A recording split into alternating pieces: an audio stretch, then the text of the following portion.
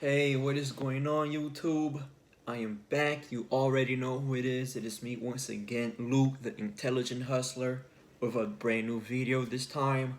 And if you're brand new to this channel, I basically talk about money, finances, side hustles, online businesses, um, financial and economic events that are going on around the world, and a little bit of technology and politics as well. So let's get started on today's Financial Fridays word of the day. Okay, so every Friday I go online, I research a financial term, I break it down and explain to you guys the definition, the context, and everything else. So let's get started. So for today's word, it's early adopter. Now, what is an early adopter? So according to Investopedia, okay, the term early adopter refers to an individual or business who uses a new product, innovation, or technology before others. An early adopter is likely to pay more for the product than later adopters, but accepts this premium if using the product improves efficiency, reduces cost, increases market penetration, or raises the early adopter's social status.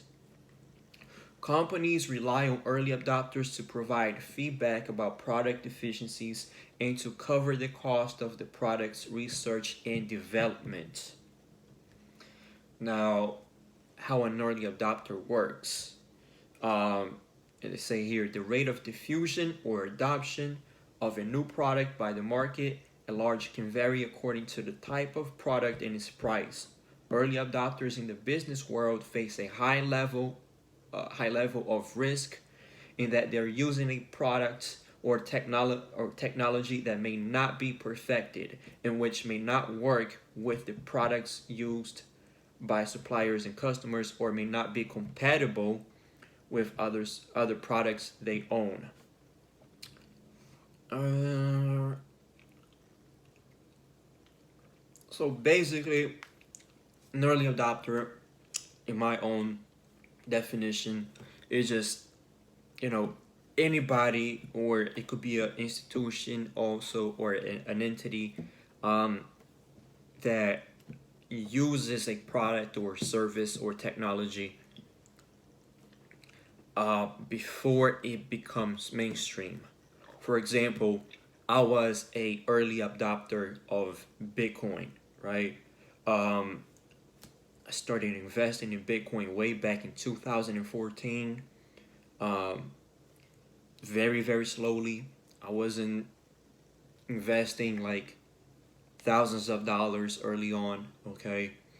And it was definitely a risk because there were so many things that could go wrong with at the time. Yes, at the time it was Coinbase. I think they still use people still use Coinbase nowadays, but there were so many things that could go wrong as far as being a early adopter in Bitcoin, or you could even other services or products or other types of technology. So many other things go wrong. Imagine the first person driving a self-driving Tesla, and you are the first person, you're the guinea pig of the experimental phase. Just imagine the tension and the anxiety, right, that the driver has when you're testing this brand new product, self-driving car. To this day, 2019, there's not that many around. There's still a lot of early adopters out there. It hasn't became self-driving cars has they have not became a mainstream uh, thing just yet, right? So just imagine being the first person to ever experiment with one of these cars, or to own one of these cars, you're basically an early adopter.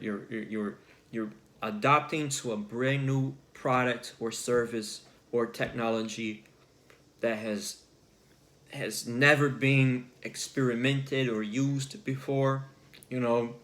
Um, and I think especially now in the age of automation and huge technological advances, um, a lot of the people that are going to be early adopters as far as just investing or using uh, different new technology that is coming out or new products or services, they're gonna make a lot of money.